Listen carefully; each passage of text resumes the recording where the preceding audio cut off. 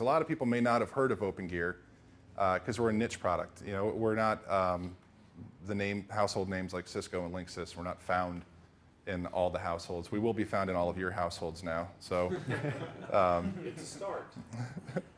So the enterprise data center stuff, we do a lot with managed hosting. They're a big customer of ours, a variety of different managed hosting platforms, HPC, cloud computing, and financial. And the financial has been a growing portion as well. Hedge funds, somehow the word of mouth got around that when you put our products into a cage at a colo, you don't need to have someone go in there with white glove service, things like that. They can keep it locked, and they have access to the TCP ports as well as the serial ports and can do everything remotely. So. Last thing Wall Street needs is another We have great security. That's why they have a cage and it's locked. No one can get in there except for the right people. The small units, remote sites, campuses, distributed branch offices, that's where we've seen it typically installed. More and more we're getting odd applications with M2M, utility, industrial markets. So we're doing a lot of the roadside, Ipswich motorway in Australia, the freeway cabinets, so the communications cabinets on the side of the road. We're doing the connectivity back over the fiber. We also had, on these switch cabinets, we also had door sensors hooked up, so that would send alerts when the doors were open and triggered. And there was a webcam installed inside the switch cabinet as well that had motion sensitivity set up. And so when it detected that something changed or something moved, it would take a screenshot and save it to an FTP server running on the Opengear, which was kind of neat. So a lot of the, we're going to go over a few of our customers here before we move into the live side. So with the technology customers, a lot of them don't want to admit that someone would need to have access to the craft port or management port. It's either human error or it's product error. So we do sell quite a bit of product to SonicWall, now Dell SonicWall, Adtran, Riverbed's a big time customer of ours, F5, IBM. So these are customers that we see placing orders. Even like Alcatel-Lucent, and a lot of these will use them internally for burning in switches before they head out the door. So the CM4148, the 48-port low-cost console server in the lab environment burns in all the HP ProCurve switches. You know, we're an Alcatel-Lucent, we're part of their line. I've had Riverbed support bring one of your boxes to a remote site so that they could watch it crash. We sell a lot of product to Riverbed. Well, you can't have They're so a great many customer. people watching all the boxes crash all around the world. We don't have enough employees.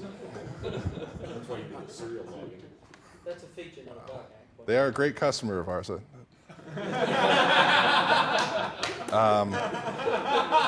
just going to leave I hope they still are tomorrow. When the lights go out. Yeah, they're not going to be anymore. Yeah, well. Don't worry, it'll call me. So we do a lot with oil and gas as well. Anadarko, Chevron, Dresser. These are all ones. Fugro as well, which is a large oil and gas company.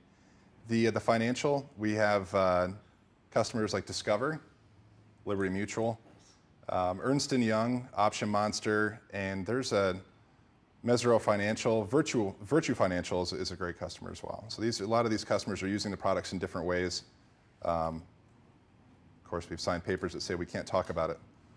So we have a lot of government customers. One of the things that came to us through the government was the requirement for an NTP time server locally. And it came through an Air Force base that said, look, we're going to put this into a half rack. And they were using our mixed IM421634 that had the management switch and then the 16 serial ports built into it. They said, we want this to be an NTP time server, and we're going to stick it in a box, and we're going to drop it in the middle of the desert somewhere. It needs to be able to communicate over GPS and have the log files recorded and synced up with our NTP time servers. And we're like, that's great. And they said, well, we need the log files to have the granularity of hundredths of a second. We said, well, all right. So we did that. So now we have the log file granularity of a hundredth of a second, and we're a Stratum 1, Stratum 0 time source. So some of the, a lot of the products, a lot of our features in our products have been customer driven. And as well, we have communications customers. Pandora has our products to help manage all their switches, all of their servers. Linode, Internet, big customer. Linode. TechFieldDay.com's running on Linode. Yeah, they're Voxel, who was bought by Internet, Akamai, Via West. So a lot of these guys use our products to help customers gain access to. Do you trade on the stock market? We're a private company. We're a private company. We've been a startup for about 8 years, I would say. We're a Yeah. more matured startup. Yeah. We're strong financial startup. Yes. So. That's yeah. Let's talk about healthcare.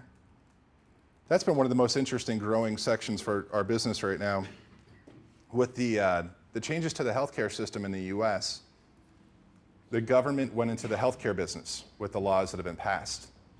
For those in the healthcare business, it means that when they're now dealing with TRICARE, the military healthcare sides, they need to adhere to DoD regulations for NIST, FIPS 140-2, and all the compliance that the military would have to do when transporting data now with the patient data records for soldiers.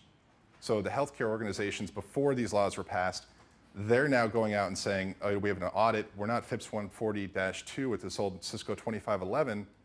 That's not on the list. We got to get that out. Otherwise, we can't win the contract with the new government side. So we've seen a big growth there, and we are FIPS 140-2 approved.